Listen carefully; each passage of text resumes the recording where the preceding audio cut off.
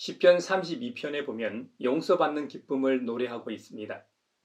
의로우신 주님의 말씀을 거역하고 불순종한 죄를 용서받고 허물을 벗은 사람은 복이 있다고 노래합니다. 입을 다물고 죄를 고백하지 않았을 때는 온종일 끊임없는 신음으로 뼈가 녹아내리는 것과 같다고 합니다. 우리 안에는 양심이라는 것이 있지 않습니까? 때로는 욕망이 그 양심이라는 것을 이기게 되면 악인전에 등장하는 주인공이 되기도 합니다. 그래서 타인에 대한 배려는 아예 없는 것이죠. 물질이라는 욕망이 그 사람을 사로잡으면 돈이 그 사람을 삼킵니다. 그러면 돈을 모으기 위해서는 다른 사람의 생명도 아무렇지 않게 생각합니다. 심지어 자신의 가족보다도 돈을 소중하게 여기는 지경까지 이르게 됩니다. 권력이라는 욕망이 그 사람을 사로잡으면 그 권력이 천년만년 갈 것처럼 행동합니다. 그러다 시간이 지나고 분위기가 바뀌어 다른 사람이 권력을 잡으면 어떻게 됩니까? 이전에 무소불위의 권력을 행하던 사람을 처벌합니다. 비참한 최후를 맞습니다. 이렇듯 우리의 욕망은 우리의 선한 양심을 파괴하는 무서운 것입니다. 욕망에 사로잡힌 사람을 제외하곤 일반적인 사람들은 다 양심의 가책을 느끼며 살아갑니다. 그 양심을 신앙적 관점으로 보면 다윗이 시편에서 노래했던 것처럼 주님께서 밤낮 손으로 나를 짓누르셨기에 나의 혀가 여름 가뭄에 풀 말라버렸기 때문에 결국 하나님께 내 죄를 고백하고 죄를 뉘우쳤다가 됩니다. 반면 비신앙적 관점에서 보면 창조주 하나님께서 주님의 형상을 우리 안에 불어넣으셨기에 인간은 그 누구나 양심이라는 것이 작동하게 되는 것입니다. 양심은 눈에 보이는 것이 아니기 때문에 다른 사람은 알 수가 없습니다. 하지만 양심의 가책을 느끼는 사람은 철로 역정의 주인공 순례자처럼 그 죄의 짐을 내려놓기 전까지는 그 무거운 이 죄의 짐을 지고 살아갑니다.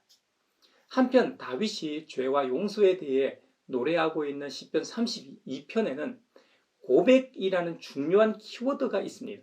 내가 마음으로 양심이 작동하여 가책을 느낀다고 해도 가만히 있으면 그 죄의 문제를 풀 길이 없습니다. 죄의 무게만큼 일평생 지고 살아가게 됩니다.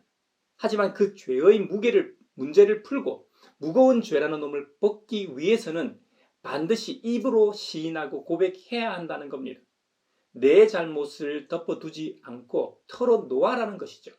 사실 하나님께서는 천지를 지으신 창조주 하나님으로서 전지하신 분이십니다. 모든 것을 다 아십니다. 그런데 왜 아무것도 모르는 것처럼 우리에게 고백하게 하실까요? 그것은 그 고백을 통해 우리 자신이 죄인임을 되새기게 하시는 것입니다. 그래야만 죄 용서함을 받은 그 은혜가 얼마나 큰지를 알기 때문입니다. 바로 은혜의 장치 때문입니다. 우리 인간은 망각의 존재입니다. 그것은 누구도 부인할 수 없습니다. 학생들이 시험을 치면 왜 점수가 천차만별입니까? 수업 시간에 다 배운 내용을 테스트하는데도 말입니다. 저도 어렸을 때 어머니가 기억이 안 난다고 하셨을 때 왜 그게 기억이 안 나지 하고 도무지 이해가 가지 않았습니다. 하지만 시간이 지나면서 알게 되었지요. 지금은 나이가 들어갈수록 더 기억을 못하는 것 같습니다. 그것은 좋은 일이든 나쁜 일이든 잊어버리는 것이 우리 인간의 특징입니다. 또 한편으로는 망각이라는 것이 주님께서 우리에게 주신 은혜의 장치이기도 합니다. 정말 괴롭고 슬픈 일이 있는데 그 사건을 잊지 않고 살아간다면 어디 살아갈 수 있겠습니까? 문득 생각나고 떠오를 수는 있지요. 하지만 매 순간 그 기억만으로 사로잡혀서 살아가지는 않죠. 그렇기 때문에 우리가 일상생활을 살아가는 것입니다. 죄의 문제는 고백이라는 장치를 통해 하나님께서 용서하십니다. 신약에서는 이것을 해석하길 사람이 마음으로 믿어서 의에 이르고 입으로 고백해서 구원에 이르게 된다고 했습니다. 또 주님의 이름을 부르는 사람은 누구든지 구원을 얻는다고 하셨습니다. 우리의 입이 왜 있는지 그 존재의 이유를 알 수 있는 대목입니다. 인간은 입을 통해 우리의 생리작용 중 하나인 음식과 물을 먹고 마실 수 있습니다. 또 입을 통해 소통합니다. 물론 손이나 다른 방법을 통해 소통을 할 수도 있겠지요. 입으로 하는 만큼만 확실하고 입으로 하는 이 말만큼 확실하고 간단한 소통 방법은 없습니다. 이렇듯 입이라는 이 지체는 매우 중요합니다. 입의 존재 이유 중 더 중요한 것이 있습니다. 먼저는 하나님께서 우리의 입술을 통해 찬양받길 원하십니다. 이사야 43장 21절에 보면 이 백성은 내가 나를 위하여 지었나니 나를 찬송하게 하려 함이니라고 창조의 목적을 분명히 하고 계십니다. 만약 우리가 하나님을 찬양하고 섬기지 않고 다른 우상들을 만들고 그것들을 섬기면 어떻게 되겠습니까? 그렇게 되면 창조의 목적이 훼손됩니다. 이것은 피조물을 만드신 창조주 하나님의 기분이 상하시는 수준의 문제가 아닙니다. 피조물인 우리 인간 입장에서 그것은 절대자와의 단절입니다. 그 끊어짐으로 인해 우리는 죄인이 되고 죄인은 무거운 죄의 짐을 짊어지고 살다 영원한 형벌에 처하게 된다는 사실입니다. 그래서 그 죄를 용서하는 방법으로 하나님께서는 그냥 용서하지 않으시고 죄를 지은 우리 스스로에게 하게 하시는 것입니다. 우리의 말로 말입니다. 우리에게 주신 입을 통해 시인하고 고백하게 하십니다. 사도 바울은 로마서 10장 10절에서 사람은 마음으로 믿어서 의에 이르고 입으로 고백해서 구원에 이르게 된다고 했던 것입니다. 혹 저와 여러분도 살아가다 죄를 짓게 되면 머뭇거리지 말고 그 즉시로 우리의 입을 열어 고백합시다. 주님께 죄를 시인하고 용서를 구합시다. 그리고 타인에게 피해를 주거나 잘못을 했으면 그 사람에게도 가서 입으로 고백하고 용서를 구해야 합니다. 이것이 진정한 죄의 뉘우침입니다. 그럴 때 진정으로 용서받은 기쁨을 누리게 됩니다. 그럼 우리 자신도 다윗이나 시편의 기자들처럼 우리 자신의 시편을 쓰게 되는 것이죠. 이것이야말로 시와 찬미와 신령한 노래들이 됩니다. 새 노래, 새 찬양이 따로 있는 것이 아닙니다. 우리의 삶의 소스가 제작된 노래야말로 진정한 새 찬양입니다. 하나님께서는 천지만물을 창조하시고 제6일째 마지막으로 인간을 만드셨습니다. 그리고 그 인간과 언약을 맺으십니다. 에덴 동산에서 머물면서 동산에 있는 모든 나무의 열매는 먹고 싶은 대로 먹을 수 있지만 선과 악을 알게 하는 나무의 열매만은 먹어서는 안 된다고 하셨습니다. 혹 그 열매를 먹는 날에는 반드시 죽는다고 말씀하셨습니다. 이것이 하나님께서 인간과 맺으신 최초의 언약이자 가장 준엄한 언약입니다. 근데 우리 모두 잘 알다시피 창세기 3장에 보면 그 첫 사람이 하나님과의 언약을 파기하고 불순종하는 장면을 목격하게 됩니다. 아담과 하와 부부 둘 다 범죄하죠. 거기서 뱀이 이 두 사람을 유혹해 범죄하게 합니다. 뱀의 말을 듣고 하와가 그 선악과를 보았습니다. 여기서도 말 고백이 중요합니다. 그 전에는 하나님의 말씀이 마음에 가득 차 있었기에 그 선악과를 보아도 별로 신경 쓰지 않았습니다. 그래서 별로 먹고 싶은 욕망이 없었습니다. 하지만 뱀의 말을 듣고 눈이 밝아져 하나님처럼 된다는 말에 그만 욕망의 눈이 뜨여졌습니다. 그 이후 그 선악과를 보니 이전과는 다르게 먹음직도 하고 보암직도 하고 슬기롭게 할 만큼 탐스럽게 보였습니다. 이 사건을 해석하고 있는 로마서 5장에 의하면 최초의 인류인 아담 한 사람이 범죄함으로 인해 이후 모든 사람이 죄를 짓지 않은 사람들까지도 죽음의 지배를 받게 되었다고 합니다. 하나님과의 단절은 곧 죽음을 의미합니다. 하나님께서 곧 생명이시기 때문이죠. 생명이신 주님과의 교류는 영원한 생명의 길로, 생명이신 주님과의 단절은 형벌의 길로 치닫게 됩니다. 첫사람 이후 인류는 하나님과 단절된 채 살아왔습니다. 혹 아브라함과 같은 특별히 선택된 사람들을 제외한 대부분의 사람들은 죄를 인식하지도 못한 채 살아왔습니다. 그래서 하나님은 그 죄를 판단할 수 있는 기준인 율법을 주셨습니다. 율법이 없을 때는 죄가 죄로 여겨지지 않았다고 합니다. 그래서 율법은 죄가 죄임을 드러내는 역할을 한다는 것이죠. 로마서 3장 20절에 기록하길 그러므로 율법의 행위로는 하나님 앞에서 의롭다고 인정받을 사람이 아무도 없습니다. 율법으로는 죄를 인식할 뿐입니다. 율법의 역할은 죄를 인식하게 하고 알게 한다는 겁니다. 아담 한 사람으로 인해 죽음이 모든 사람에게 이르게 됐다는 겁니다. 그 죽음의 근원의 문제인 죄를 해결하기 위해 하나님께서 한 사람을 보내셨습니다. 그 사람이 구원자 예수님이십니다. 사탄 마귀는 예수님을 저지해야만 했습니다. 그래야 자신의 왕국이 보존되기 때문이죠. 공생의 직전 왜 마귀가 예수님을 공격했는지 아시겠죠? 왜 그 세 가지로 시험했는지도 이해가 가시죠? 유일한 구원자로서 십자가의 순환을 순종하신 예수님으로 말미암아 죄인으로 판정을 받은 아담을 비롯하여 우리 모두가 의인으로 판정을 받았다는 사실입니다. 요한 1서 2장에 나오는 육신의 정욕, 안목의 정욕, 이생의 자랑의 근원이 여기서부터 시작됩니다. 지난 수요일, 제의 수요일을 시작으로 부활절 전날까지 사순절이 시작됩니다. 오늘은 사순절 첫 번째 주일입니다. 제의 수요일 설교에서도 다뤘습니다만 사순절 시기 동안 교회는 금식하는 전통을 가져왔습니다. 저마다 처지와 형편에 따라 금식의 방식은 다르지만 어쨌든 그리스도 우리 주님의 고난에 동참합니다. 금식은 배고픔과의 싸움입니다. 그 기간이 길어지면 길어질수록 정신적으로 해탈하기도 하지만 육신적으로는 더 배고파지는 것은 틀림없는 사실입니다. 그러니 1990년대 후반 북한에 아사 상태가 발생했을 때 자식을 잡아먹었다는 이야기들이 있죠.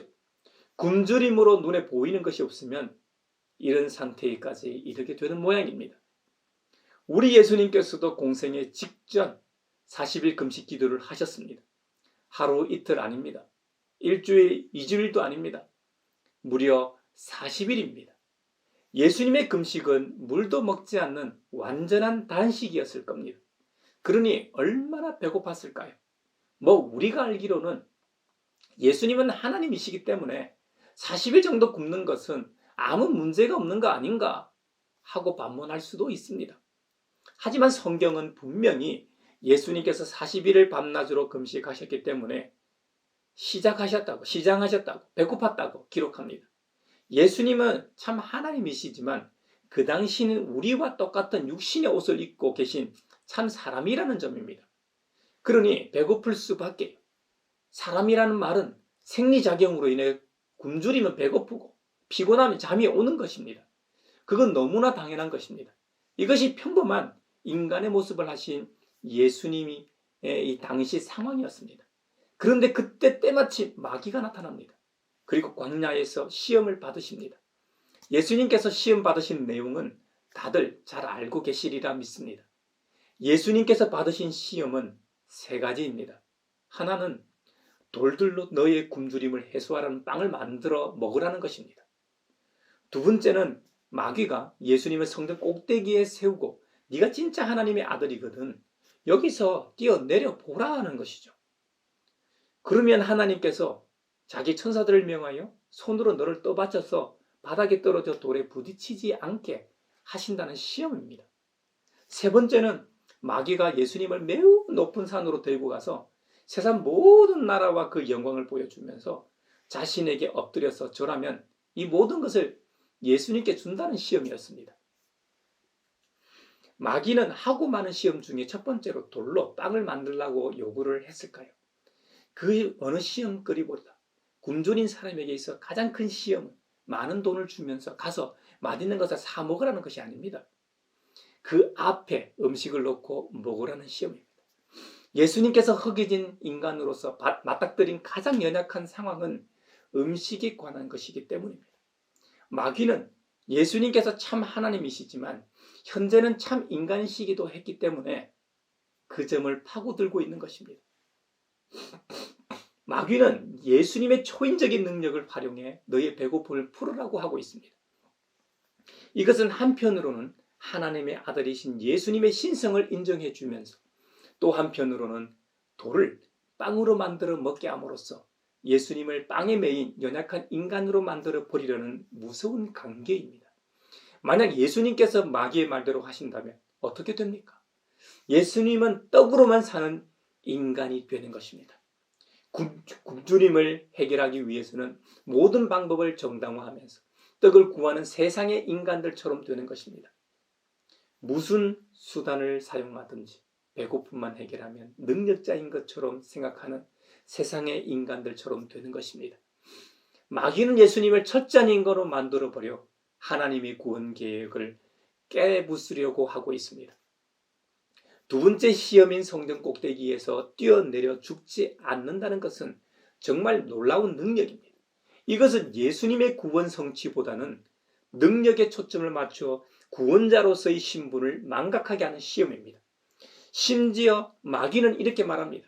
네가 하나님의 아들이라면서 네가 능력자임이 증명되면 자연히 하나님의 아들이라는 것도 증명되는 것이 아니냐. 하지만 이것은 마귀의 강궤입니다. 예수님은 이런 능력을 행하시든 안 하시든 이미 하나님의 아들이십니다. 마귀나 우리 인간이나 어떤 피조물이 인정하든 안 하든 상관없이 말입니다. 우리의 인정과 관계없이 하나님은 하나님이십니다. 창조주이십니다. 그것은 불변합니다. 마귀는 예수님을 시험할 때 구약의 말씀을 인용합니다. 마치 법정에서 증인이나 증거물을 제시하듯 구약 성경을 증거물로 제시합니다. 실제로 시편 91편에 보면 마귀가 인용했던 내용이 기록되어 있습니다. 그가 천사들에게 명하셔서 네가 가는 길마다 너를 지키게 하실 것이니 너의 발이 돌뿌리에 부딪히지 않게 천사들이 그들의 손으로 너를 붙들어 줄 것이다. 이것은 하나님의 말씀을 오용한 것입니다. 마귀는 성경의 진실성을 시험하고 있습니다. 여기에는 두 가지 숨은 관계의 이유가 있습니다. 하나는 예수님께서 뛰어내리지 않으면 예수님이 성경에 기록된 말씀을 믿지 않는 것이고, 또 다른 하나는 예수님께서 뛰어내렸는데도 천사가 보호하지 않으면 성경이 틀린 것이 됩니다. 이것은 결국 예수님을 통해 하나님의 말씀인 성경을 시험하고 있는 것이죠. 마귀가 여기서 말하고 있는 것이 무엇일까요? 성경은 믿을 만한 것이 못 된다는 시험입니다. 그러나 이것은 시편의 내용을 완전히 잘못 인용한 것입니다. 시편의 내용은 뛰어내림에 관한 것이 아닙니다. 인생 여정에 관한 말씀입니다. 시편의 배경은 인생 여정 가운데 주님은 나의 피난처로서 하나님의 보호를 의미하고 있다는 것입니다.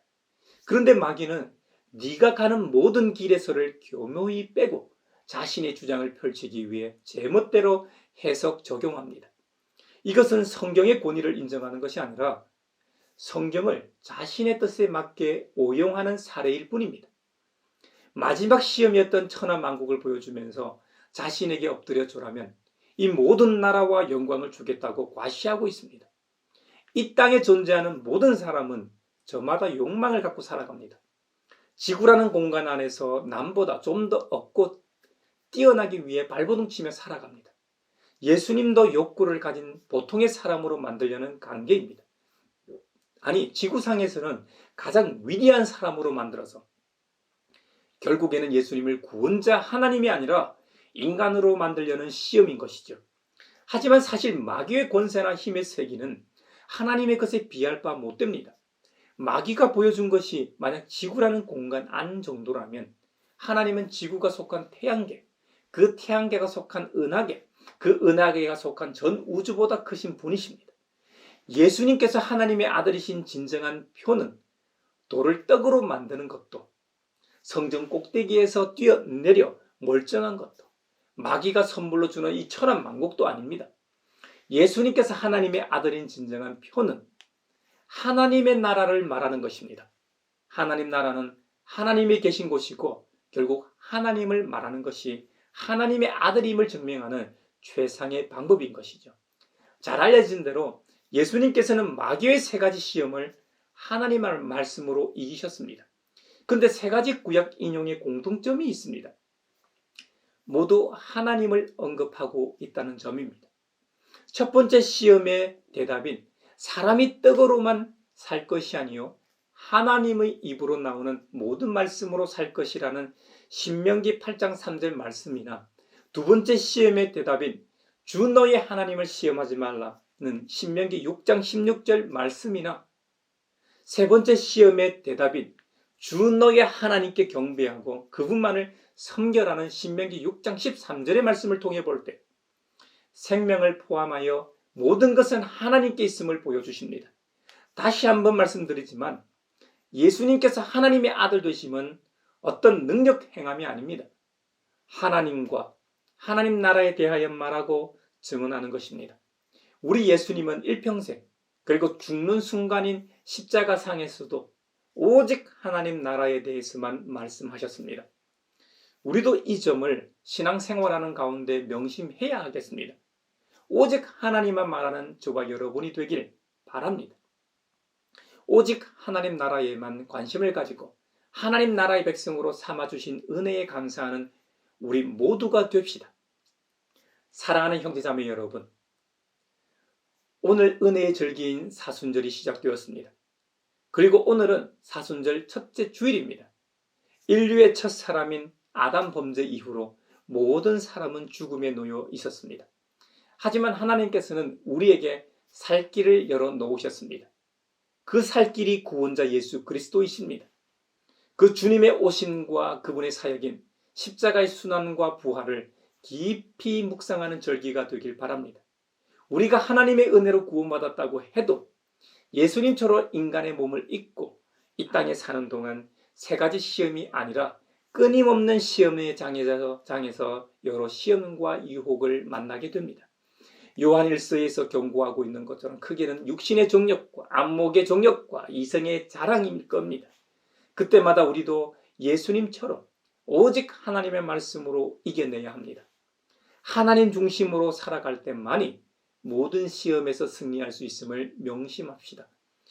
이번 한 주간도 주님의 말씀이 이끄시는 대로 살아가는 우리 모두가 되길 축복합니다.